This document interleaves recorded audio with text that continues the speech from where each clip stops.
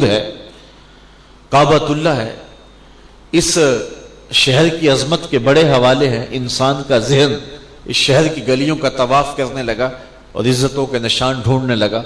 شاید اس لیے قسم کی ہو، شاید اس لیے قسم کی ہو، کہا یہ عزتوں کے سارے حوالے اپنی جگہ پہ، لیکن محبوب اس شہر کی قسم اس لیے کرتا ہوں وَأَنْتَ حِلٌّ بِهَذَا الْبَلَدِ، اس شہر کی گلیوں نے تیرے قدم چومے، اس شہر کی ہواؤں نے تیرے سانسوں کی خوشبو سونگھی ہے، اس شہر میں تیرے بسیرے ہیں، محبوب تیرا ڈیرا ہے اس شہر میں، اس لیے مجھے شہر کی قسم۔ تو محبوب کے شہر کی قسم محبوب کی وجہ سے فرمائی۔ یہاں مجھے یاد آئے حضرت شیخ عبدالحق محدث دہلوی علیہ رحمہ، علماء کے مابین اختلاف ہے کہ مکۃ المکرمہ افضل ہے یا مدینہ الرسول افضل ہے۔ بعض نے کہا مکۃ المکرمہ افضل ہے، دلائل دیے، بڑا وزن ہے دلائل میں۔ بعض نے کہا مدینہ النبی افضل ہے، دلائل دیے، بڑا زور ہے دلائل میں۔ لیکن حضرت شیخ نے ایک تیسرا مسلک بیان کیا۔ بعض نے کہا مکہ شریف افضل ہے، بعض نے کہا مدینہ المنورہ افضل ہے۔ شیخ وَأَنْتَ حِلٌّ بِهَذَا الْبَلَدِ سے دلیل لے کر کے تیسرا مسلک یہ بیان کیا کہ جب حضور مکے میں تھے تو مکہ افضل تھا، جب مدینے آ گئے تو مدینہ افضل ہو گیا۔ جدھر جدھر سے وہ گزرتے گئے مجد و شرف بھی پیچھے پیچھے رہا۔ ایک بار وہ جدھر سے گزرے ہیں نصیر، ایک بار وہ جدھر سے گزرے ہیں نصیر، بار بار ادھر سے بہار گزری ہے۔ تو جب مکے میں تھے تو مکہ افضل تھا، جب مدینے آئے تو مدینہ افضل ہو گیا۔ ہمارے ہاں تصوف کی معتبر ترین کتاب ہے عوارف المعارف، شیخ شہاب الدین سہروردی علیہ رحمہ کی مصنفہ ہے، اور میں کہتا ہوں کہ جس نے یہ کتاب نہیں پڑھی وہ تصوف کو جاننے کا دعویٰ نہ کرے۔ حضرت بابا فرید الدین گنج شکر علیہ رحمہ اپنے مریدین کو نماز عصر کے بعد اس کتاب کا باقاعدہ درس دیا کرتے تھے۔ آج مصیبت یہ ہے کہ ایک اینٹ اٹھائیں تو 3 پیر برآمد ہوتے ہیں، اور تصوف کی روح سے بھی آشنا نہیں ہے، چونکہ تماشا بن گیا اور یہ پیری مریدی کاروبار بن گیا۔ یہ آسان کام ہے، کوئی انویسٹ بھی نہیں کرنا پڑتا، بس بکل مار کے بیٹھ جاؤ اور لوگ دھڑا دھڑانا شروع ہو جائیں گے۔ کیا خوب کہا تھا اقبال نے، دکھ کے کہا تھا، ہم کو تو میسر نہیں مٹی کا دیا بھی، گھر پیر کا بجلی کے چراغوں سے ہے روشن۔ قوم باذن اللہ جو کہہ سکتے تھے رخصت ہوئے، رہ گئے قبروں پہ مجاور اور غور کن۔ میراث میں آئی ہے مسند ارشاد ان کو، زاغوں کے تصرف میں عقابوں کا نشیمن۔ نذرانہ نہیں سود ہے پیران حرم کا، ہر خرقہ سالوس کے اندر ہے مہاجن۔ شہری ہو دیہاتی ہو مسلمان ہے سادہ، بتوں کی طرح پجتے ہیں کعبے کے برہمن۔ آج ان لوگوں نے ہم سے توکل چھین لیا ہے، اور آج امت گمراہیوں کے اندھیروں میں ٹھوکریں کھا رہی ہے۔ بہت کم لوگ ہیں کہ جن پر پیر کا، شیخ کا لفظ صادق آتا ہے، اور وہ ہزاروں میں چند ہیں۔ سینکڑوں میں اگر کہوں تو یہ بھی مبالغہ ہوگا۔ تو آج ہم توکل سے، خشیت الہی سے، ذکر و فکر سے اور عبادت اور تلاوت کے مزاج سے ان بدبخت لوگوں کی وجہ سے دور ہو گئے ہیں۔ تو جس نے عوارف المعارف نہیں پڑھی تو وہ تصوف کو جاننے کا دعویٰ نہ کرے۔ تو حضرت شیخ شہاب الدین سہروردی نے اس کتاب میں لکھا، ایک مرید نے آپ سے سوال کیا، حضرت اس کائنات میں سب سے افضل جگہ کون سی ہے؟ اچھا زمانہ تھا، بھلا دور تھا کہ مرید پیروں کو سوال کر لیتے تھے، اور پیر حوصلہ افزائی کرتے تھے کہ تم نے سوال کیا، چونکہ پڑھے لکھے ہوتے تھے۔ آج تو اگر سوال کریں گے تو بے ادب کہلائیں گے، شوخ چشم کہلائیں گے، مردود الطریقہ کہلائیں گے، پتہ نہیں کیا کیا لفظ ہیں۔ تو کہا حضرت اس کائنات میں سب سے افضل جگہ کون سی ہے؟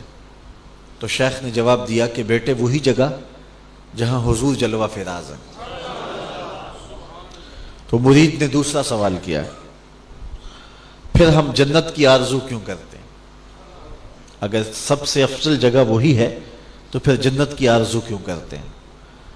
ثابت یہ ہوا کہ وہ زمانہ تھا کہ جنت کی آرزو کی جاتی تھی۔ اس وقت محافل نعت کا یہ انداز نہیں ہوا تھا کہ ممبر رسول کے اوپر چڑھ کے ایک نعت خواں دین کا مذاق اڑائے اور کہے ہورے تو کیڑی جنت دا کرنا ہے تذکرہ۔ میاں اسی جنت کا جس جنت کے لیے حضور ہاتھ اٹھا اٹھا کے دعائیں مانگتے تھے، اور اپنے ماننے والوں سے، اپنے امتیوں سے کہا جب رب سے مانگو جنت الفردوس مانگو۔ قرآن تو ورق ورق پہ جنت کی تحریص دلائے اور جنت کے قصیدے بیان کرے، جنت کے نقشے بیان کرے، جنت میں بہتی نہروں کا تذکرہ کرے، وہاں پھوٹتے جھرنوں کی کہانیاں سنائے، اور وہاں مائے معین، کوثر، سلسبیل اور تسنیم کی نہروں کی کہانیاں قرآن میں بیان کرے، اور لوگوں کو جنت کی ترغیب دلائے، جنت کی تحریص دلائے، اور یہاں ایک نعت خواں ممبر پہ چڑھ کے جنت کا مذاق اڑائے۔ اللہ تو قرآن میں دوزخ سے ڈرائے اور دوزخ کی ہولناک وادیوں کا ذکر کرے، اس کے بھڑکتے ہوئے شعلوں کی کہانیاں بیان کرے کہ لوگوں کے سینوں میں اللہ کا خوف پیدا ہو اور وہ اعمال صالحہ کریں، اور یہاں ممبر پہ چڑھ کے ایک نعت خواں کبھی جہنم کا مذاق اڑائے اور کبھی قبر کا مذاق اڑائے۔ قبر دا خوف دے دے کہ لوکی مینوں ڈراؤندے نے۔ لوگ کون ہیں ڈرانے والے؟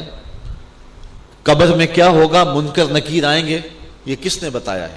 یہ آمنہ کے لال نے بتایا ہے، اور یہاں مذاق اڑایا جا رہا ہے اور ہم نوٹ پھینک رہے ہیں۔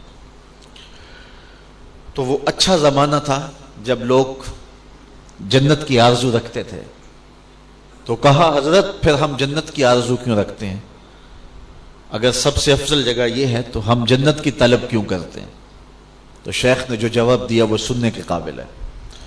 فرمانے لگے کہ حضور یہاں ہیں تو یہ جگہ افضل ہے، جب جنت میں ہوں گے تو جنت افضل ہوگی۔ مکے میں ہیں تو مکہ افضل، مدینے میں ہیں تو، اور جنت میں ہیں تو۔ نشور وحدی کا لہجہ یہاں دیکھیے، چند لمحوں کے لیے ٹھہرے تھے تم جس پیڑ کے نیچے، چند لمحوں کے لیے ٹھہرے تھے تم جس پیڑ کے نیچے، سنا ہے آج تک اس پیڑ کا سایہ مہکتا ہے۔ تو جنت میں ہے تو جنت افضل، مکے میں ہے تو مکہ افضل، مدینے میں ہے تو مدینہ افضل۔ اس کو میں ایک دلیل کا زیور دے لوں۔ آپ جانتے ہیں کہ پہلی صف کا شرف کیا ہے؟ حدیث میں آتا ہے اگر لوگوں کو پتہ چل جائے کہ صف اول کا شرف کیا ہے تو وہ پہلی صف میں کھڑا ہونے کے لیے قدر ڈالیں، الجھاؤ بن جائے کہ میں نے پہلی صف میں کھڑا ہونا ہے، اگر پتہ چل جائے کہ صف اول میں کھڑا ہونے کا ثواب کیا ہے۔ اب صف اول کون سی ہے؟ یہ جو محراب کے ساتھ والی صف ہے یہی صف اول ہے نا، لیکن امام اگر مصلی اٹھا کے برآمدے میں لے جائے تو بتاؤ یہ صف اول رہے گی؟ صف اول کا شرف برآمدے میں چلا جائے گا، اور امام اگر وہاں سے بھی مصلی اٹھا کے صحن میں لے جائے تو بتاؤ کہ صف اول کا شرف برآمدے میں رہے گا، شرف صحن میں چلا جائے گا۔ تو 14 صدیاں گزرنے کے بعد میرے جیسا نکما شخص بھی مصلی بدلے تو شرف بدل جائے۔ تو نبیوں کا امام مکے میں ہو تو شرف مکے کو ملے، مدینے میں ہو تو شرف مدینے کو ملے، جنت میں ہو تو شرف جنت کو ملے، جدھر جدھر سے گزرتے جائیں گے مجد و شرف بھی پیچھے پیچھے رہے۔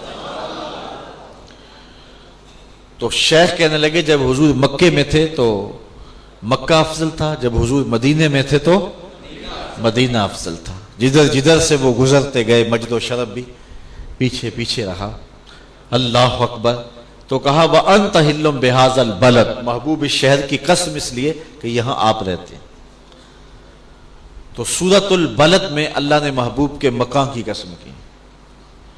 تو شیخ امام رازی کہتے ہیں کہ ترتیب کلام اب یوں سمجھ میں آئی کہ رب فرما رہا محبوب تیرے مکان کی بھی قسم، تیرے زمان کی بھی قسم۔ سورۃ البلد میں محبوب کے مکان کی قسم کی تو سورۃ العصر میں محبوب کے زمان کی قسم کی۔ تیرے مکان کی بھی قسم، تیرے زمان کی بھی قسم، تیرے کوچہ و بازار کی بھی قسم، تیرے لیل و نہار کی بھی قسم۔ قسم ہے محبوب تیرے عہد زرین کی، تیرے دور حسین کی، تیرے عہد فرخ فال کی، اور تیرے دور ہمایوں کی قسم بے شک انسان خسارے میں ہے۔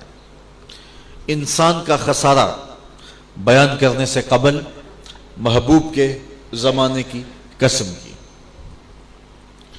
اچھا، ویسے آج کا انسان تو خسارہ مانتا نہیں ہے۔ اس سے پوچھیں، وہ کہتا ہے میں تو خسارے میں نہیں ہوں، میں تو ہواؤں کے دوش پہ اڑتا ہوں، میں تو پانی کی تہ میں اترنے کے فن سے آشنا ہوں، میں تو ایٹم کا کلیجہ چیر لیا ہے، میں تو چاند کی چھاتی رون چکا ہوں، میں تو مریخ کے سفر کی تیاریوں میں ہوں، میں تو پوری دنیا کو گلوبل ولیج بنا لیا ہے، پوری کائنات سمٹ کے میری مٹھی میں آ گئی، میں تو خسارے میں نہیں ہوں۔ یہ میرے عالی نصب محلات دیکھو، یہ تارکول بچھی سڑکیں دیکھو، یہ لشکاریں مارتی مارکیٹیں دیکھو، یہ خوبصورت پلازے دیکھو، زندگی کا حسن اور جمال ملاحظہ کرو، میں تو خسارے میں نہیں ہوں۔ کہاں گھاس پھونس کی جھونپڑیاں اور کہاں عالی نصب محلات، کہاں کھانے کے لیے نان شبینہ بھی میسر نہیں تھا، اور آج ٹیبل پہ اتنے کھانے ہیں کہ انتخاب مشکل ہوتا ہے کون سا کھائیں کون سا چھوڑیں۔ کبھی زمانہ تھا کہ پہننے کے لیے لباس بھی پورا دستیاب نہیں ہوتا تھا، پیوند لگے لباس ہوتے تھے، اور آج اتنے لباس کے موسم بدل جاتے ہیں اور لباس بدلنے کی باری نہیں آتی۔ تو انسان کہتا ہے میں تو خسارے میں نہیں ہوں، میں تو زندگی کا لطف کشید کر رہا ہوں۔ کہاں چل چل کے تھک جاتے اور پاؤں میں آبلے پڑ جاتے، اور کہاں مہینوں کی مسافتیں گھنٹوں پہ آ گئی ہیں۔ میں تو ہواؤں کے دوش پہ اڑتا ہوں، میں تو چرخ پہ جھولتا ہوں، میں تو دھرتی کا کلیجہ چیر لیا ہے، میں تو پانیوں کی تہ میں اترنے کے فن سے آشنا ہو گیا ہوں، میں تو چاند کی چھاتی رون چکا ہوں، میں تو ایٹم کا کلیجہ شک کر چکا ہوں، میں تو خسارے میں نہیں ہوں۔ اللہ کہتا ہے محبوب قسم تیرے زمانے کی، یہ انسان خسارے میں ہے۔ انسان خسارہ مانے نا، اللہ محبوب کے زمانے کی قسم کر کے کہے کہ یہ خسارے میں ہے، تو پھر خسارہ کیا ہے؟ علماء کہتے ہیں خسارہ جو ہے یہ حیوانیت کا نہیں ہے، یہ انسانیت کا ہے۔ اگر یہ ہواؤں کے دوش پہ اڑتا ہے تو یہ انسانی کمال نہیں ہے، یہ تو چڑیا بھی اڑتی ہے۔ اگر پانی کی تہ میں اترنے کے فن سے آشنا ہو گیا ہے تو یہ تو مچھلی بھی اتر جاتی ہے۔ انسانی کمال کیا ہے؟ مروت، بھائی چارہ، ہمدردی، مساوات، محبت، ایثار، اور یہ انسانی کمالات دم توڑ رہے ہیں۔ بھائی بھائی کا گلا کاٹ رہا ہے، خون سفید ہو رہے ہیں۔ گھر کی آگ بجھی تو کچھ سامان بچا تھا جلنے سے، سو وہ بھی ان کے ہاتھ لگا جو آگ بجھانے آئے تھے۔ ایکسیڈنٹ میں جو بچ جاتے ہیں وہ مرے ہوں کی گھڑیاں نہیں اتارتے۔ تو یہ انسانیت خسارے میں نہیں چلی گئی۔ آج کا انسان دہشت گرد ہے، آج کا انسان ڈرون حملے کرتا ہے، آج کا انسان انسانوں کی لاشوں پہ رقص کرتا ہے، آج کا انسان انسانوں کی کھوپڑیوں سے فٹ بال کھیلتا ہے، آج کا انسان چھوٹے چھوٹے بچوں میں بم بلاسٹ کر دیتا ہے اور بچوں کی بوٹیاں دیواروں سے چپک جاتی ہیں اور وہ ذمہ داریاں قبول کرتا پھرتا ہے۔ آج کا انسان انسانیت کا دشمن ہے، عزتوں کا لٹیرا ہے، لیکن محبوب کے زمانے کا انسان دیکھنا ہو تمہیں ابو بکر و عمر جیسے انسان ملیں گے، تمہیں عثمان و علی جیسے لوگ ملیں گے، تمہیں بلال حبشی جیسے لوگ ملیں گے۔ تو خسارے سے بچا ہوا زمانہ دیکھنا ہے تو پھر محبوب کے زمانے میں آنا ہوگا۔ کہا قسم ہے محبوب تیرے زمانے کی، بے شک انسان خسارے میں ہے۔ اب انسانیت کا خسارہ کیا ہے؟ حضرت سیدنا مولا کائنات علی المرتضی رضی اللہ تعالیٰ عنہ فرماتے ہیں انسانیت کا خسارہ یہ ہے کہ وہ اپنی سانسوں سے اپنی زندگی کو توڑ رہا ہے۔ سمجھتا یہ ہے کہ میں بڑا ہو رہا ہوں لیکن چھوٹا ہو رہا ہے۔ جب گنتی الٹی شروع ہو جائے تو بہت جلد کام زیرو پہ آ جاتا ہے۔ میری اور آپ کی گنتی الٹی چل رہی ہے، کوئی 70 سے نیچے آ رہا ہے، کوئی 60 سے نیچے آ رہا ہے، کوئی 50 سے نیچے آ رہا ہے۔ یہ موت کی طرف اٹھتے ہوئے قدم ہے۔ کبھی آپ اشارے پہ رکیں تو وہاں گنتی الٹی چلتی ہے، اور وہ 120 سے بھی نیچے آ رہی ہو تو ایک لمحہ آتا ہے کہ زیرو پہ آ جاتی ہے، اور پھر جب زیرو پہ آ جاتی ہے تو پھر اس کے لیے رکنا مشکل ہوتا ہے۔ تو یہ جب زیرو پوائنٹ پہ آئے گی زندگی کی سانسیں تو اسی کا نام موت ہے۔ تو یہ سمجھتا یہ ہے کہ میں بڑا ہو رہا ہوں لیکن یہ اپنے آپ کو توڑ رہا ہے، چھوٹا ہو رہا ہے۔ تو ایک بزرگ فرماتے تھے مجھے سمجھ نہیں آتی تھی کہ انسان خسارے میں کیسے ہے، میں سمرقند کے بازار سے گزر رہا تھا، وہاں ایک شخص پھٹے پہ برف رکھ کے بیچ رہا تھا اور ساتھ آواز بھی لگا رہا تھا۔ آج کل تو یہ پاپڑ بیچنے والے بھی آواز لگاتے ہیں، اس زمانے میں اس نے پھٹے پہ برف رکھی تھی اور ساتھ آواز لگا رہا تھا، ارحمو ارحمو من یذوب راس مالہ، اور گزرنے والوں میرے پہ ترس کھاؤ، مجھ سے برف لیتے جاؤ، میں ایک ایسا تاجر ہوں جس کا راس المال پگھلتا جا رہا ہے۔ برف ایک ایسا سودا ہے جو گاہک کا انتظار نہیں کرتا۔ آپ کپڑا بیچتے ہیں، آج گاہک نہیں آیا، ہو سکتا ہے کل 2 آنے زیادہ کما لیں۔ آپ پیٹرول بیچتے ہیں، آج گاہک نہیں آیا، ہو سکتا ہے پڑا پڑا 6 روپے اوپر چلا جائے، آپ کا لاکھوں کروڑوں میں فائدہ ہو جائے۔ لیکن برف بیچتے ہیں، آج گاہک نہیں آیا تو کل برف ہی نہیں ہوگی، تو یہ تو پگھلتی جاتی ہے۔ تو وہ کہہ رہا تھا، لوگوں میرے پہ ترس کھاؤ، مجھ سے برف لیتے جاؤ، میں ایسا تاجر ہوں جس کا راس المال پگھلتا جا رہا ہے۔ کہتے ہیں جب اس نے یہ آواز لگائی نا تو میرے قدم رک گئے، اور میں نے اس کو کہا مجھے ان الانسان لفی خسر کا ترجمہ سمجھ میں آ گیا۔ جس طرح تیری برف پگھلتی جا رہی ہے، میری زندگی پگھلتی جا رہی ہے۔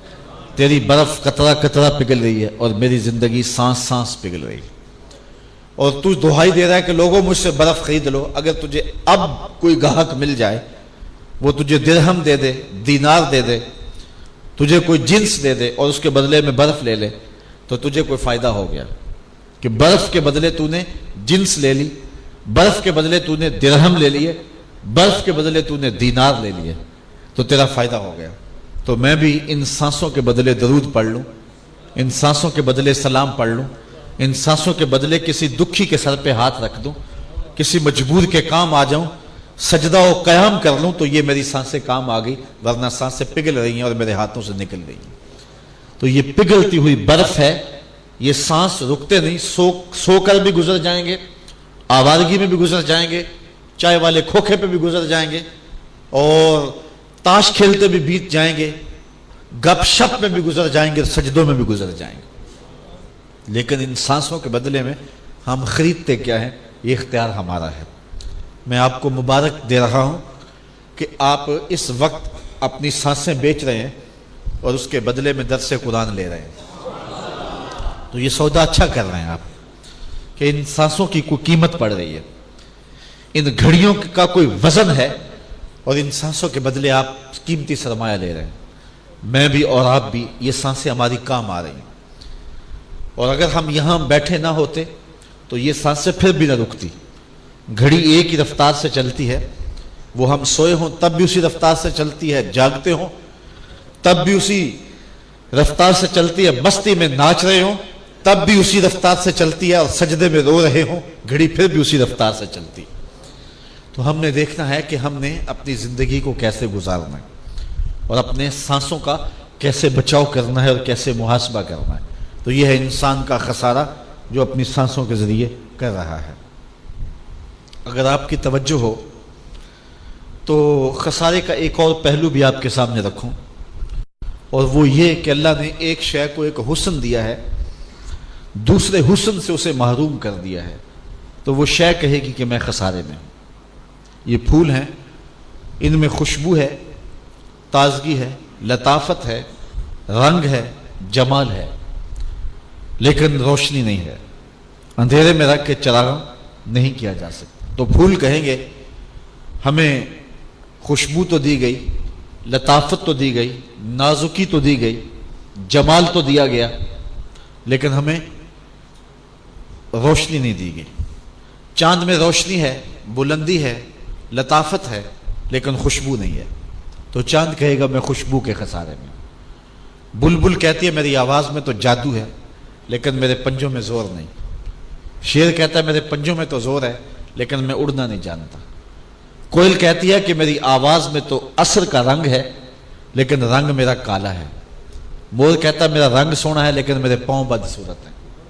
تو ہر شے کسی نہ کسی خسارے میں۔ آپ انسانوں کو دیکھ لیں، ایک بچے سے پوچھ لیں تو بچہ کہتا ہے میرے میں بچپنے کی معصومیت تو ہے، لیکن جوانی کا بانک پن نہیں ہے، جوانی کا زور نہیں ہے۔ ایک جوان سے پوچھیں، وہ کہتا ہے جوانی کا بانک پن تو ہے، لیکن بڑھاپے کے تجربے نہیں ہیں۔ ایک بوڑھے سے پوچھے، وہ کہتا ہے بڑھاپے کے تجربے تو قطار اندر قطار ہیں، لیکن کیا کروں بچپنے والی موج نہیں رہی، وہ اپنی خوشی سے آنا، وہ اپنی خوشی سے جانا۔ اقبال کہتا ہے جنبش زنجیر در سے لطف آتا تھا مجھے، کوئی کنڈی بھی ہلا کے چلا جاتا تھا تو مزہ آ جاتا تھا، آج نغمے بھی نہیں بہلاتے، اپنے جل جانے کا بھی احساس نہیں تھا، جلتے ہوئے شعلوں کو چھیڑا کرتے تھے، اب تو ایک آنسو بھی باعث رسوائی ہے، بچپن میں جی بھر کے رویا کرتے تھے۔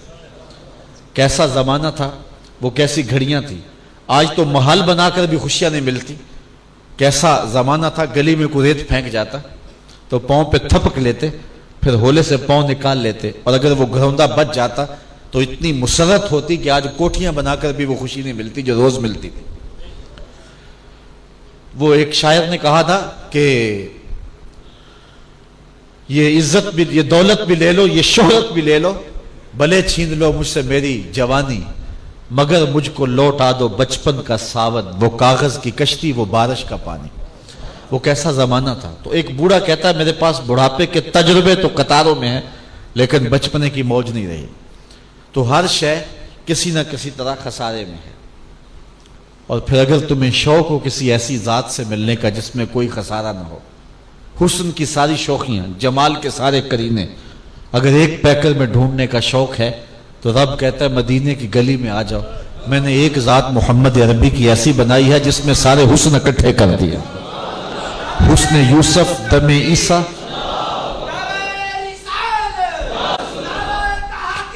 حسن یوسف دم عیسیٰ، ید بیضہ داری، ہما خوباں آنچے دارن تو تنہا دارے۔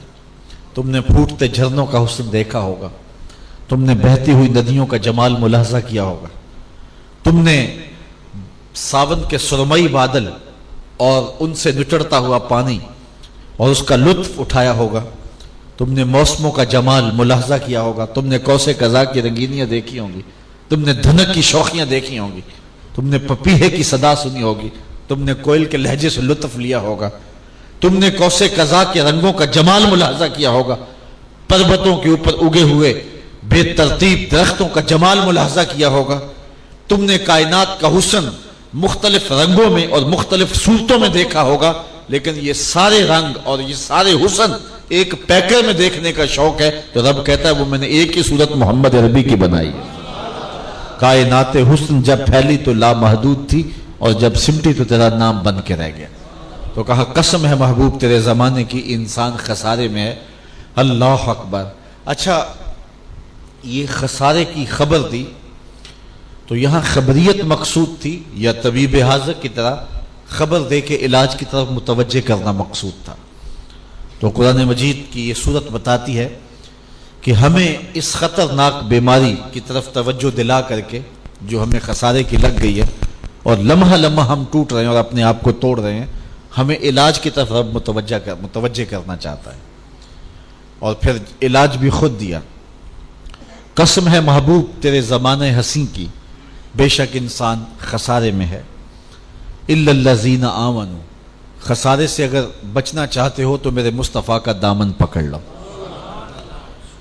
چونکہ ایمان کی تشریح یہی ہے، الایمان ہے یہ تصدیق بما جاء بہ النبی صلی اللہ علیہ وسلم، اس لیے میں سادہ ترجمہ یہ کیا کہ اگر خسارے سے بچنا چاہتے ہو، اس مرض سے نجات پانا چاہتے ہو تو پھر مصطفیٰ کا دامن پکڑ لو، پھر خسارہ تمہیں چھو بھی نہیں سکتا، پھر حالات کا تغیر اور حالات کا تبدل تمہارے نشان نہیں مٹا سکتا۔ صدیاں گزرنے کے باوجود بھی آج ان لوگوں کا نام بھی باقی ہے، ان کا ذکر بھی باقی ہے، ان کے تذکرے بھی باقی ہیں جو مصطفیٰ سے وابستہ ہو گئے۔ اللہ اکبر۔ اس کو میں ایک مثال سے سمجھانا چاہتا ہوں۔ ایک زمانہ تھا، جو میری عمر کے لوگ ہیں یا میرے سے بڑی عمر کے لوگ ہیں ان سب نے وہ دور دیکھا ہے۔ جو بالکل چھوٹے بچے ہیں انہوں نے تو زمانہ نہیں دیکھا، چکی سے آٹا پیستے تھے۔ تو اس کے دو پتھر ہوتے ہیں، ایک نیچے والا جامد اور ساکن اور اوپر والا متحرک، درمیان میں خالی جگہ ہوتی ہے جس میں کلی ہوتی ہے، اور اس کے آس پاس خالی جگہ ہوتی ہے جہاں دانہ ڈالتے ہیں۔ ہم اپنی زبان میں اسے گالا کہتے تھے، اور پھر اس چکی کو گھماتے ہیں تو جو دانے ان دو پتھروں کے نیچے آتے ہیں وہ پس جاتے ہیں، اور جو کلی کے ساتھ جڑے رہتے ہیں وہ بچ جاتے ہیں۔ رب کہتا ہے محبوب تیرے زمانے کی قسم، انسان خسارے میں ہے، بچے گا وہی جو تیرے دامن سے جڑ کے رہے گا۔ میں اگر آپ سے پوچھوں کہ جس زمانے میں میرے حضور تشریف لائے اس زمانے کے خاقان کا نام کیا تھا، تو شاید آپ کے لیے بتانا مشکل ہو۔ جو تاریخ کا تازہ مطالعہ رکھتے ہوں گے شاید انہیں نام یاد ہو۔ کیا ضرورت پڑی ہے کہ ہم یہ دماغ پہ بوجھ لیتے رہیں اور ان لوگوں کے نام یاد رکھیں؟ اچھا، میں اگر یہ پوچھوں کہ اس زمانے کے کیسر کا نام کیا تھا، تو شاید اس کا نام بتانا آپ کے لیے مشکل ہو۔ میں کہوں اچھا اس زمانے کے کسرا کا نام کیا تھا، اس زمانے کا اوباما تھا، تو اس کا کیا نام تھا؟ تو چند لوگ بتا سکیں گے، باقیوں کے لیے مشکل ہوگا کہ اس زمانے کے کسرا کا نام کیا تھا۔ اس زمانے کے کسرا کا نام کسی کو نہیں آتا، اس زمانے کے کیسر کا نام نہیں آتا، اس زمانے کے خاقان کا نام نہیں آتا۔ اور اگر میں اس مجلس میں موجود سب سے کم عمر بچے سے پوچھوں کہ میرے رسول کے مؤذن کا نام کیا تھا، تو وہ سر اٹھا کے بلال حبشی کا نام لے گا یا نہیں لے گا؟ پھر بچا کون جو حضور کے دامن سے لپٹ گیا۔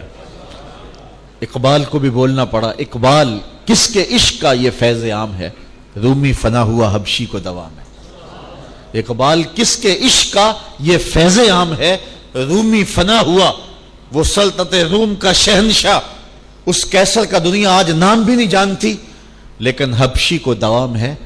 وہ تو مٹ گیا، اس کا نام بھی مٹ گیا، لیکن بلال حبشی کا نام آج بھی ممبروں کی زینت ہے، آج بھی محرابوں کی زینت ہے، آج بھی مجالس کا نور ہے، اور آج ان کا نقشہ بھی زمانے کو یاد ہے، ان کا نام بھی لبوں کا وظیفہ ہے۔ تو کہا قسم ہے محبوب تیرے زمانے کی، انسان خسارے میں ہے، بچے گا وہی جو تیرے دامن سے لپٹ کے رہے گا۔ تیرے سے وابستہ ہو گیا تو خسارے سے بچ گیا۔ یہ آپ لفظ پڑھتے ہیں ابو لہب، تو لہب عربی میں آگ کے شعلے کو کہتے ہیں، اور ابو لہب کو ابو لہب اس لیے کہتے تھے کہ اس کا رنگ شعلے کی طرح دمکتا تھا۔ ہاشمی النسل ہے، قریشی النسل ہے، اور قبیلے کا سردار ہے، شعلے کی طرح چمکتا ہوا رنگ ہے، اسی وجہ سے ابو لہب کہا جاتا ہے۔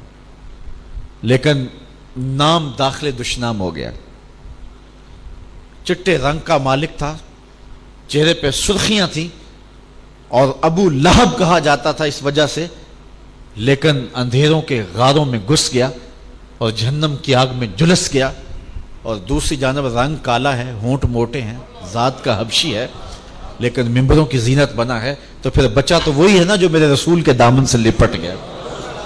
تو اللہ خسارے سے بچنے کا راستہ دیتا ہے، اگر تم خسارے سے بچنا چاہتے ہو تو میرے رسول کے دامن کو پکڑ لو۔ اب یہ عنوان اپنے دامن میں بڑی وسعت رکھتا ہے کہ میں اس پہ کچھ عرض کروں۔ میں اپنے دوسرے عنوان کی طرف بڑھنا چاہتا ہوں جو آج کا موضوع بھی ہے، اِلَّا الَّذِينَ آمَنُوا وَعَمِلُوا الصَّالِحَاتِ۔ خسارے سے بچنے کا دوسرا ضابطہ یہ ہے، دوسرا طریقہ یہ ہے کہ اعمال صالحہ کیے جائیں، ورنہ خسارے سے بچنا ممکن نہیں ہے۔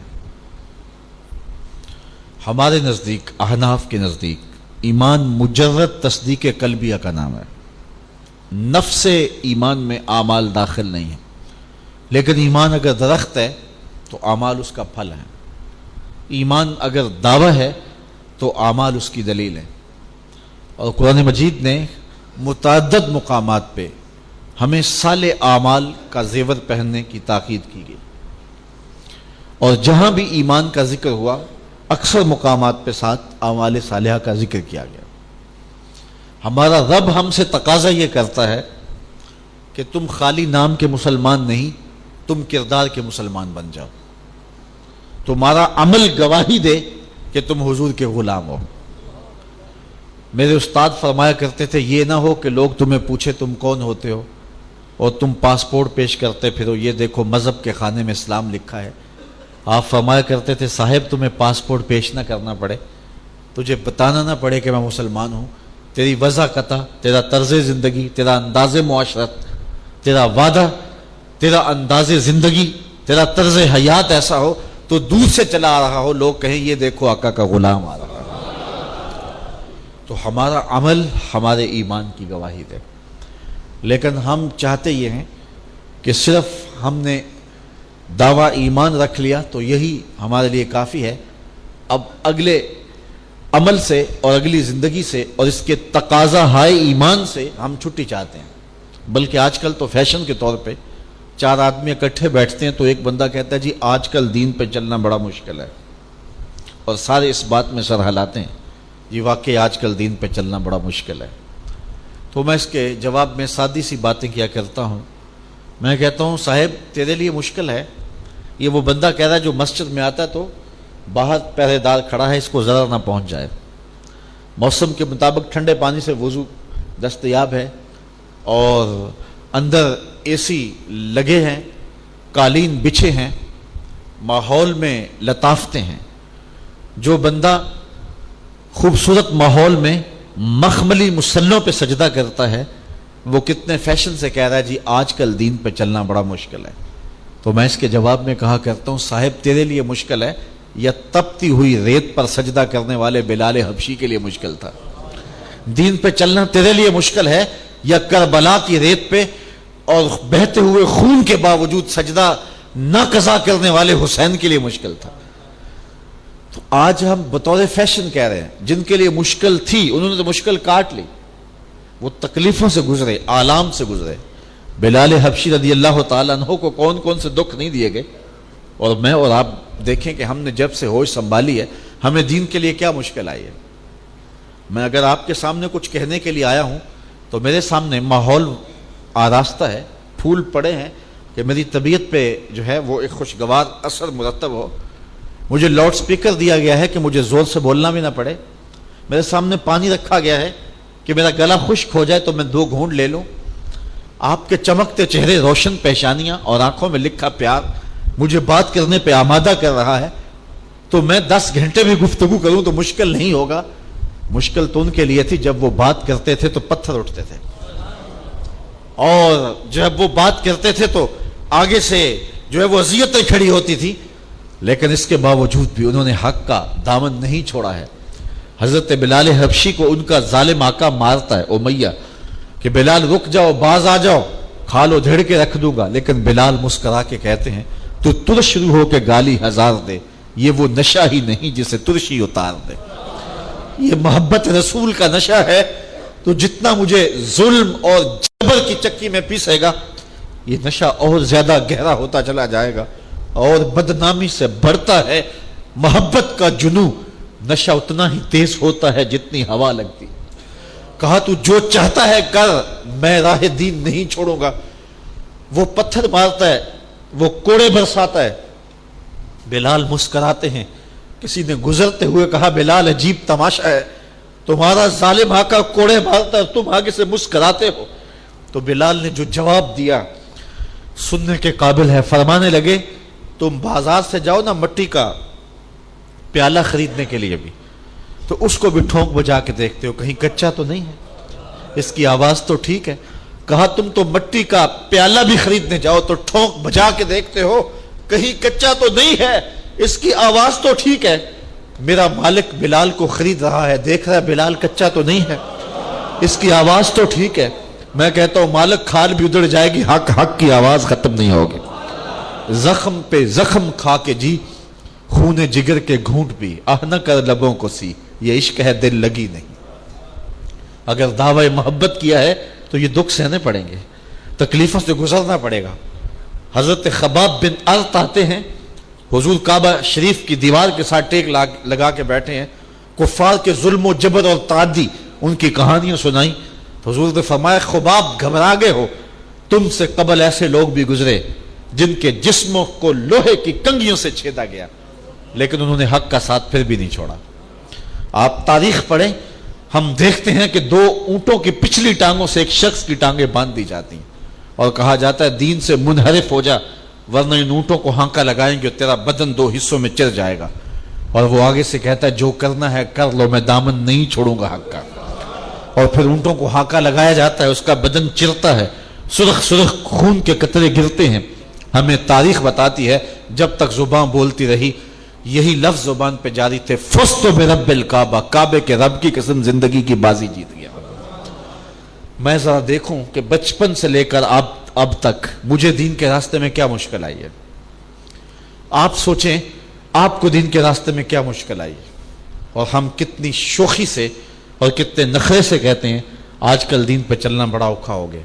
میاں اوکھا وقت آئے بھی تو دوسرا کوئی آپشن ہی موجود نہیں ہے، اور وہ وقت ہے، اس وقت کی نشاندہی بھی کی گئی ہے جب ایمان محفوظ رکھنا اتنا مشکل ہو جائے گا جس طرح ہتھیلی کے اوپر انگیارہ رکھنا مشکل ہو جائے گا.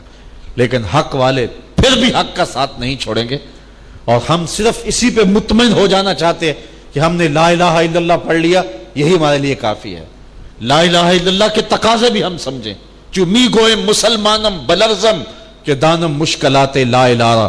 اقبال کہتا ہے جب میں کہتا ہوں لا الہ الا اللہ تو کانپ جاتا ہوں، اس لیے کہ میں لا الہ الا اللہ کے تقاضوں کو جانتا ہوں. لا الہ الا اللہ کا مطلب یہ ہے کہ زمانے کے ہر بت کو پاؤں تلے رون دیا، اور زمانے کے ہر جابر کے سامنے آپ کھڑے ہو گئے، اور ہر ظلم کے مقابلے کے لیے کھڑے ہو گئے، اور پھر آپ کی اپنی مرضی نہیں رہی.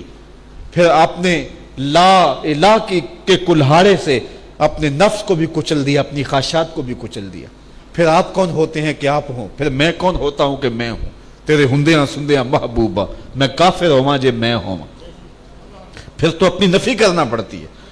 تو آج اعمال صالحہ ہمارے لیے بوجھ بنتے چلے جا رہے ہیں، جبکہ ہمارا رب ہم سے عمل صالح کا نور مانگتا ہے، اور ہمارے رب کا تقاضا یہ ہے کہ تمہاری زندگی اچھے اعمال کا ذخیرہ ہو. الا الذین آمنوا وعملوا الصالحات، یہ خسارے سے بچنے کا راستہ ہے، صالح اعمال کا زیور.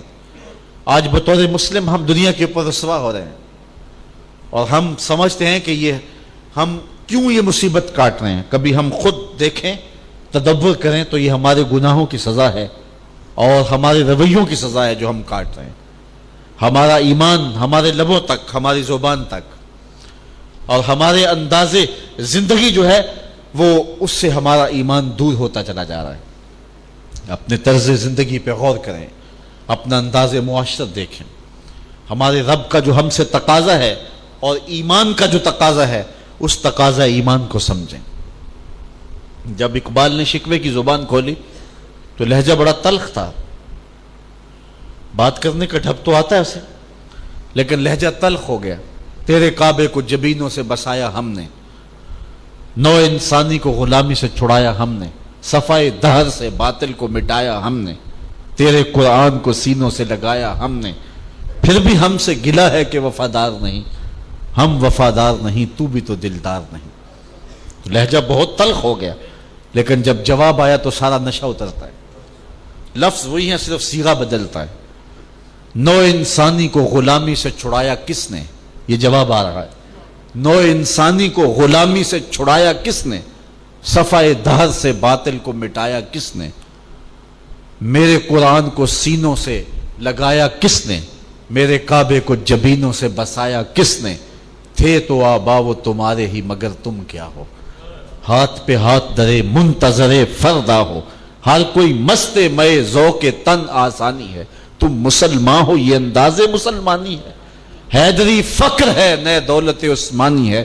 تم کو اسلاف سے کیا نسبت روحانی ہے، وہ معزز تھے زمانے میں مسلمان ہو کر، اور تم خار ہوئے ہو تارک قرآن ہو کر. ہماری پستی، ہماری زبوحالی، ہماری ذلت، ہماری رسوائی، ہماری اپنی بدعمالیوں کی سزا ہے. یہ کل بھی احتجاج تھا، پرسوں بھی احتجاج تھا، اب قوم اٹھ رہی ہے. مجھے بھی لوگ پوچھتے ہیں کہ کیا کرنا چاہیے، تو میں کہتا ہوں کہ یہ بدبخت حکمران ہمارے گناہوں کی سزا ہے. جب تک ہم خود صحیح نہیں ہوں گے تو یہ اللہ کی رحمت کی چھتڑیاں ہمارے اوپر نہیں آئیں گی. کسی نے حجاج بن یوسف سے کہا تھا، بڑا ظالم شخص گزرا ہے، 70,000 لوگ اس نے اپنے ہاتھ سے قتل کیے، 90,000 لوگ اس کے حکم سے کاٹے. اور حضرت حسن بصری کہتے ہیں پچھلی امتیں اپنے سارے ظالم لے آئیں اور ایک پلڑے میں رکھ دیں، اور ہم حجاج بن یوسف کو ایک پلڑے میں رکھ دیں گے، اس ظالم کا پلڑا پھر بھی بھاری ہوگا۔ اتنا بڑا ظالم گزرا ہے، کسی نے جرأت کر دی اور اس سے کہا کہ تو نے حضرت عمر کا دور خلافت دیکھا ہے، گو اس وقت تو بچہ تھا، تو ان جیسا انداز حکمرانی کیوں اختیار نہیں کرتا؟ تو اس نے دو لفظی جواب دیا جو ان موجودہ حالات میں ہمارے لیے بہت بڑا آئینہ ہے۔ اس نے کہا کہ تو نے حضرت عمر کا دور خلافت دیکھا، ان جیسا انداز حکمرانی کیوں اختیار نہیں کرتا؟ تو حجاج بن یوسف نے جواب میں کہا تبازروا اتعمر لکم، تم ابو ذر جیسی رعایا بن جاؤ، میں عمر جیسا حکمران بن جاتا ہوں۔ جب رعایا ابو ذر غفاری جیسی ہو تو حکمران اللہ کی رحمت ہوتی ہیں، اللہ کی رحمت کی چھتریاں ہوتے ہیں، اور جب رعایا اچھی نہ ہو، آج ہمارا حال تو یہ ہے کہ یہ گرمیوں کا موسم آ رہا ہے، اگر باہر کوئی واٹر کولر نصب کرے گا تو اس کے ساتھ گلاس جو ہیں وہ بھی باندھ کے رکھنے پڑیں گے۔ یہ ہمارے کردار کا، ہمارے اخلاق کا عکس ہے جو دیکھا جا سکتا ہے۔ ہماری مسجدوں کی لیٹرینوں کے لوٹے بھی زنجیروں سے بندھے ہوں اور ہم کہیں کہ ہمارے اوپر حکمران اچھے نہیں ہیں، تو ذرا ہم خود بھی تو دیکھیں ہم کیا ہیں۔ جب میں کہتا ہوں الہی میرا احوال دیکھ، حکم ہوتا ہے اپنا نامہ اعمال دیکھ، ہم دیکھیں کہ ہم کس جگہ پہ کھڑے ہیں۔ میرا ایک دوست ننکانہ صاحب گیا تو واپسی پہ وہ بڑا افسردہ تھا، میں نے پوچھا کیا ہوا؟ تو کہنے لگا کہ میں جب ننکانہ گیا تو مجھے شوق آیا کہ میں سکھوں کا گردوارہ دیکھتا جاؤں، تو ان کے گردوارے میں گیا تو سیڑھیاں چڑھنے لگا تو میں نے جوتے اتار لیے کہ ایک جانب کسی کونے کھدرے میں رکھ دوں تاکہ واپسی پر بحفاظت مجھے مل سکے۔ تو اسی مخمصے میں تھا کہ ان جوتوں کو کہاں سمیٹ کے رکھوں، تو ایک نوجوان سکھ میری جانب لہراتا ہوا آیا، اس کے لبوں کے اوپر شرارت امیز تبسم تھا اور مجھے کہنے لگا صاحب جوتے پڑے رہنے دو، یہ سکھوں کا گردوارہ ہے، مسلمانوں کی مسجد تو نہیں ہے۔ تو کیا ہم اپنے کردار کو اپنے آئینے میں دیکھیں تو ہمیں شرم نہیں آتی، اپنی صورت سے ڈر نہیں لگتا؟ لکشمن پرشاد ایک کتاب لکھتا ہے عرب کا چاند، اور اس کی کتاب کو پڑھنے کے بعد ایمان کو جلا اور تازگی ملتی ہے، لیکن خود مسلمان نہیں ہوا۔ تو کسی نے اس کو کہا کہ تو مسلمانوں کی نبی کی سیرت پر اتنی خوبصورت کتاب لکھی تو تو خود ایمان کیوں نہیں لایا؟ تو اس نے کہا کہ مسلمانوں کے کردار نے میرے ایمان میں رکاوٹ کھڑی کر دی۔ جب میں ان کے نبی کی سیرت پڑھتا ہوں تو کہتا ہوں اس کا غلام بن جاؤں، لیکن جب ان کا کردار دیکھتا ہوں تو میں کہتا ہوں اس سے تو میں ہندو ہی ٹھیک ہوں۔ ہمارا کردار لوگوں کے ایمان کے راستے میں رکاوٹ ہے، اور ہمارے بزرگوں کا کردار تھا جو روشنی دیتا تھا۔ 90 لاکھ کافروں کو کلمہ توحید یوں ہی تو نہیں پڑھا دیا، یہ کردار کی چمک تھی۔ امام محمد کا جنازہ اٹھتا ہے تو یہود و نصارہ بھی جنازے کے جلوس کو دیکھنے آتے ہیں، شوق و ذوق سے بڑھ بڑھ کے لوگ کندھا دے رہے ہیں جنازے کی چارپائی کو۔ آخری حضرت امام محمد بن حسن الشیبانی کا الوداعی جلوس ہے اور آپ کے جنازے کی چارپائی لوگوں کے کندھوں پہ جا رہی ہے، تو ایک یہودی کا، ایک عیسائی کا شوق آتا ہے کہ چلو میں بھی مسلمانوں کے امام کے جنازے کی چارپائی کو کندھا دے لوں۔ جو ہی وہ آگے بڑھتا ہے اور جنازے کی چارپائی کو اس کا کندھا چھوتا ہے تو لبوں پہ کلمہ جاری ہو جاتا ہے۔ تو ہمارے بزرگ تو وہ تھے جن کی لاشیں بھی کلمہ دیتی تھی، اور ہمارے زندہ لاشیں آج لوگوں کے ایمان کے راستے کے اندر رکاوٹ بنے ہوئی۔ تو ہم دیکھنا ہے کہ ہم کس جگہ پہ کھڑے ہیں۔ تیرے صوفے میں فرنگی تیرے کالی ہے ایرانی، خون کے آنسو دلاتی ہے جوانوں کی تن آسانی، ہر کوئی مست مئے ذوق تن آسانی ہے، تو مسلمان ہو یہ انداز مسلمانی ہے، حیدری فقر ہے نئے دولت عثمانی ہے، تم کو اسلاف سے کیا نسبت روحانی ہے، وہ معزز تھے زمانے میں مسلمان ہو کر اور تم خار ہوئے ہو تارک قرآن ہو کر۔ ہماری پستی اور زبوحالی کا سبب یہ ہے کہ ہم نے اس کتاب رحمت کو چھوڑ دیا ہے، اور آج ہم عمل سے اپنے آپ کو دور کر لیا ہے۔ ہم صرف جو ہے وہ نظریے کو اور ہم صرف عقیدے کو اپنی نجات کی ضمانت سمجھتے ہیں۔ اس میں کوئی شک نہیں ہے کہ نظریات انسان کی نجات کا سبب ہوتے ہیں، لیکن جو رب تمہیں خوبصورت نظریہ دیتا ہے وہ رب تم سے عمل کا بھی تقاضا کرتا ہے۔ تو فرمایا الا الذین آمنوا وعملوا الصالحات، ایمان کے بعد عمل صالح ہے، وتواصوا بالحق وتواصوا بالصبر، حق اور صبر کی وصیت۔ یہ عنوان تفصیل طلب ہیں، لیکن ان کو اجمالی انداز سے آپ کے سامنے رکھ دوں۔ امام قرطبی لکھتے ہیں کہ حق سے مراد کیا ہے؟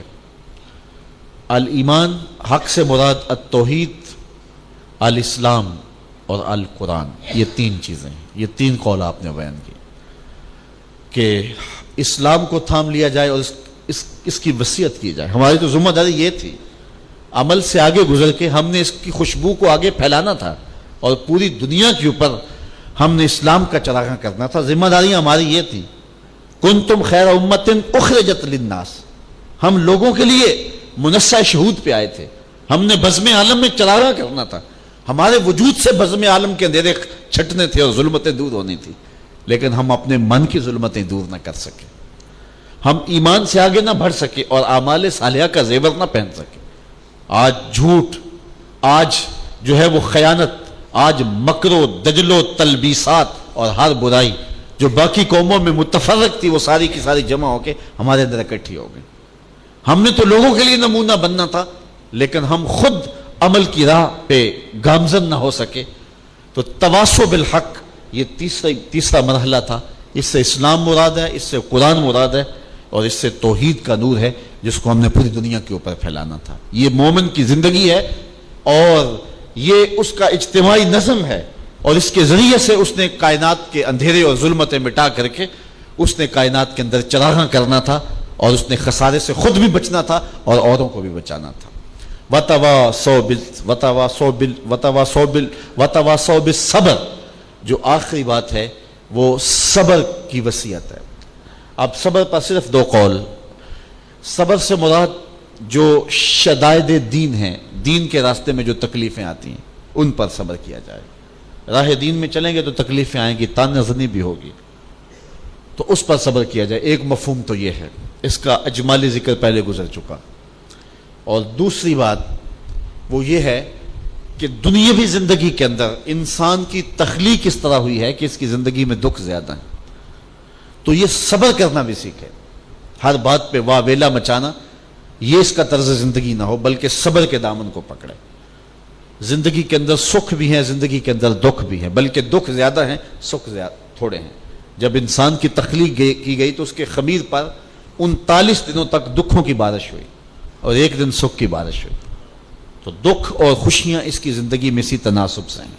اگر اس حقیقت کو سمجھ آئے تو پھر یہ واویلا نہ مچائے، بلکہ اللہ نے قرآن مجید میں سورۃ البلد میں فرمایا لَقَدْ خَلَقْنَا الْإِنسَانَ فِي كَبَدٍ، ہم نے اس کو مشقتوں میں رہتا ہوا پیدا کیا گیا۔ یہ فادمی چوزہ نہیں ہے کہ ہوا کے تھپیڑے بھی نہ برداشت کر سکے اور گر پڑے، یہ حالات کی تلخیوں سے ٹکرانے کے لیے پیدا کیا گیا ہے۔ کیا میں نے اس خاک داں سے کنارہ جہاں رزق کا نام ہے آب و دانا، پلٹنا جھپٹنا جھپٹ کر پلٹنا، لہو گرم رکھنے کا کمایا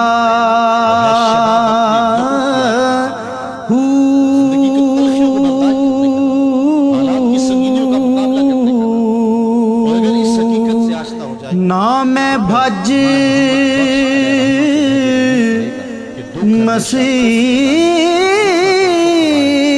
مسیتی وڑیا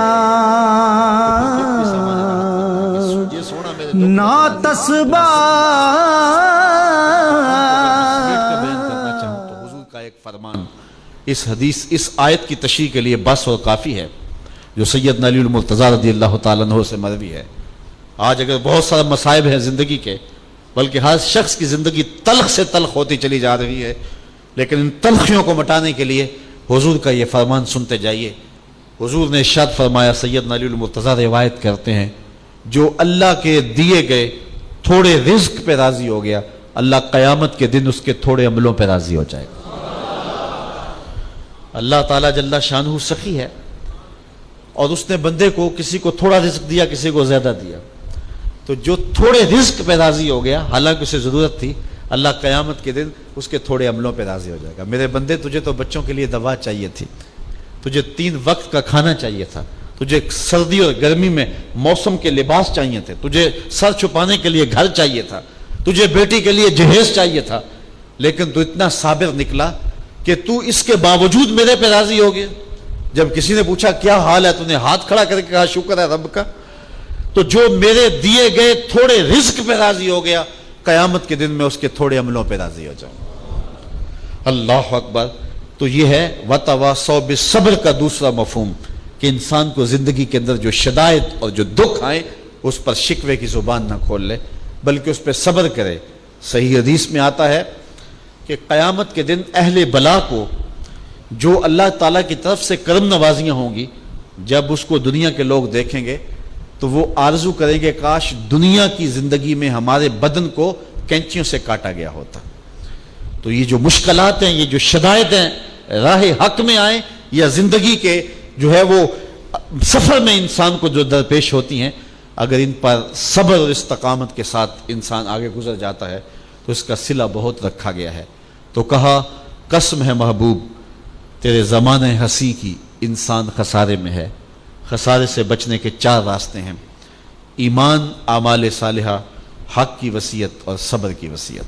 اگر کسی کو یہ 4 چیزیں میسر آ گئیں تو وہ خسارے سے بچ گیا اور وہ بامراد اور کامیاب انسان بن کے نکھر کے سامنے آیا۔ اور اگر کسی کے پاس یہ دولتیں نہیں ہیں تو ساری زندگی اس کی اذیتوں میں گزر جاتی ہے اور اپنی آخرت کے لیے بھی خاطر کا خاص سرمایہ جمع نہیں کر پاتا ہے۔ یہ دنیا چند دن کی زندگی ہے، اصل زندگی آخرت کی زندگی ہے۔ یہاں بیٹھ کے ہم نے وہاں کے لیے تیاری کرنی ہے۔ اللہم ان العیش عیش الآخرہ فاغفر للانصار والمہاجرہ۔ آئیے میں اور آپ اس زندگی کے لیے کوشاں ہو جائیں۔ آج کا پچھتاوا کل کی زندگی کی بہتری کی ضمانت ہو جائے گی، اور آج کی آوارگی کل کا پچھتاوا بن جائے گا۔ وقت پر کافی ہے، ایک قطرہ بھی آب خوش ہنگام کا، جل گیا جب کھیت برسا می تو پھر کس کام کا۔ آج اللہ نے موقع دیا، مہلت دیا۔ آج کل فصلوں کی کٹائی ہو رہی ہے تو آپ دیکھتے ہیں جو کسان بوائی کے موسم میں مٹی سے مٹی ہوئے، وقت پر پانی دیا، جڑی بوٹیوں کو تلف کیا، تو آج وہ فصل کاٹ رہے ہیں۔ اور جو کسان بوائی کے موسم میں کھیتوں میں گئے نہیں، ہل چلایا نہیں، بیج ڈالا نہیں اور پانی دیا نہیں، تو آج سوائے ہاتھ ملنے کے ان کے پاس کوئی دوسرا آپشن نہیں ہے۔ یہ دنیا بوائی کا موسم ہے، تخم عمل ڈال لیں، آنسوں کا پانی ڈالیں، حسد، حقد، بغض، کینے، نفرتوں کی جڑی بوٹیاں اگنے لگیں تو ان کو تلف کریں۔ پھر جب کل کٹائی کا موسم آئے گا تو دانے آپ کے ہاتھ میں ہوں گے اور خلاصہ آپ کے ہاتھ میں ہوگا، سرمایہ آپ کے ہاتھ میں ہوگا۔ اللہ مجھے آپ کو اخروی زندگی کے لیے اچھے اعمال کا ذخیرہ جمع کرنے کی توفیق دے۔ وآخر دعوانا ان الحمد للہ رب العالمین۔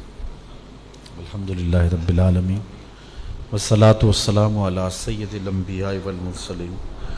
اے اللہ اٹھے ہوئے ہاتھ، پھیلی ہوئی جھولیاں رحمات سے بھر دے، من میں چراغاں کر دے، باطن میں روشنیاں ڈال دے۔ جتنے لوگ آئے ہیں گھروں میں پہنچے تو اس مجلس رحمت کا نور بھی ان کے گھروں تک پہنچا دے۔ اس درس قرآن کی برکتیں سب کے باطن میں، من میں انڈھیل دے۔ دنیا آخرت کی بلائیاں ہم سب کا مقدور فرما دے۔ سوچوں خیالوں کو روشنی اور تازگی عطا فرما۔ اے اللہ اس مسجد مرکز کو قیامت تک آباد رکھنا۔ یہ ٹوٹے پھوٹے شکستہ لفظ جو زبان سے نکلے ان کو روحوں میں اتار دے۔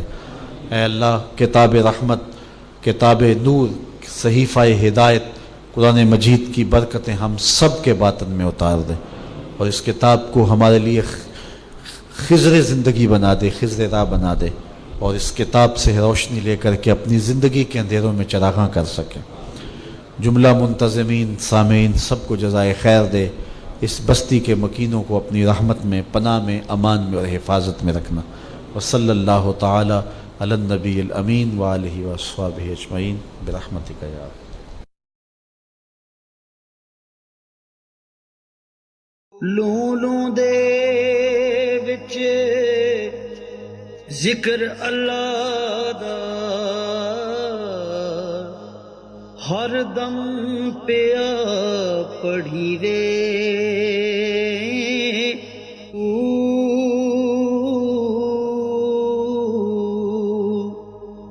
ظاہر باطن